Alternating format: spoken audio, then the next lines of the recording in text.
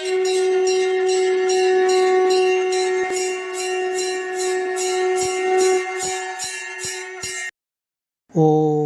ஸ்ரீ குருப்யோ நமஹ. ஓம் கம் கணபதையே நமஹ.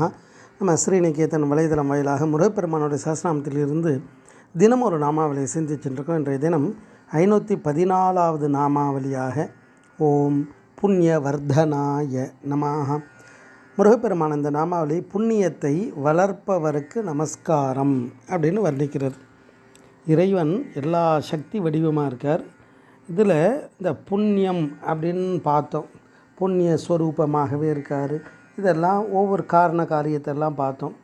அப்படி புண்ணியம் அப்படின்னா புனிதமான, சுத்தமான, நல்ல குணமுள்ள, இன்பமான அப்படின்னு அர்த்தங்கள் எல்லாம் கொடுக்கக்கூடியது.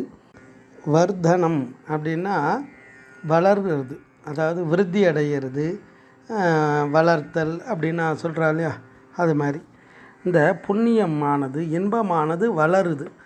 எப்படி இந்த இன்பமானது தோன்றுது அப்படின்னா, நம்மளுடைய இந்த தீவினைகளெல்லாம் விலகும் பொழுது இன்பம் உயிருக்கு தானாக வெளிப்படும். அப்படி பரம இன்பமாக இறைவனே இருக்கார். இந்த உலகத்தில் தேவையான எல்லா இன்பத்தையும் கொடுத்து மேலான இன்பத்தை கொடுப்பவர் முருகப்பெருமான். அதனால தான் கந்தர் அலங்காரத்தில் அவ்வளோ அழகாக வர்ணிப்பார். இந்த சரீரம் எப்போ ஏற்பட்டது, இந்த வாழ்க்கை எப்போ ஏற்பட்டதுன்றதெல்லாம் வர்ணிப்பார். தோளார் சுவர் வைத்து 4 காலில் சுமத்தி 2 காலால் எழுப்பி வலை முதுகு ஓட்டி கை நாற்றி நரம்பால் ஆர்க்கையிட்டு தசை கொண்டு மேய்ந்த அகம் பிரிந்தால் வேளால் கிரி துளைத்தோன் இருதாலன்றி வேறில்லையே அப்படின்னார். இந்த சரீரம் எப்படி இருக்குன்னா, தோளால் சுவர் மாதிரி எழுப்பி 4 6 காலு அப்படின்னா, இந்த இடத்துல காலுனா காற்றை குறிக்கும்.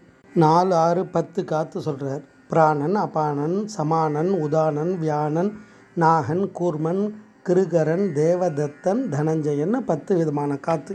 அதால் அந்த சரீரம் இயங்குது.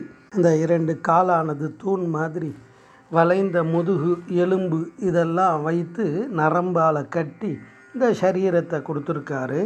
ஆனால் அந்த சரீரம், அந்த அகம் பிரிந்தால் யார் துணைனா இறைவனை தவிர வேறு யாரும் துணை இல்லை. அப்போ அந்த இறைவனுடைய அருள் நமக்கு எப்பொழுதும் ஆனந்தத்தை அளிக்கக்கூடியது. அந்த மேலான புண்ணியத்தை நாம் எப்படி சம்பாதிக்க அதுக்காகவே இந்த சரீரத்தை கொடுத்துருக்கார். அப்போ இந்த காற்றுள்ள போதே தூற்றிக்கொள் அப்படின்னா, காற்றுன்றது இந்த சரீரம் இயக்கத்துக்கு ஆதாரமாக இருக்கக்கூடியது. அதாவது அந்த காற்று இந்த சரீரத்துக்குள்ளே இருக்கும்போதே துதித்துக்கொள், இறைவனை துதித்து வழிபாடு செய்து புண்ணியத்தெல்லாம் சேர்த்துக்கணும். அதனால தான் புண்ணியம் செய்வார்க்கு பூ உண்டு நீர் உண்டு அண்ணலும் அது கண்டு அருள் புரியாது நிற்குமோன்னு திருமந்திரத்தில். அப்போ இந்த சரீரம் இருக்கிறதுக்குள்ளே நம்ம புண்ணியத்தை சேர்த்துக்கணும். அந்த புண்ணியத்தை நமக்கு வளர்ப்பதற்காகவே இந்த சரீரத்தை கொடுத்து நல்ல ஞானத்தை கொடுப்பவர் முருகப்பெருமான்றது என்னுடைய தத்துவார்த்தம். ஓம் புண்ணிய வர்தனாய நமஹ. ஸ்ரீ குருப்யோ நமஹ. ஓம் சும் சுப்பிரமணியாய நமஹ.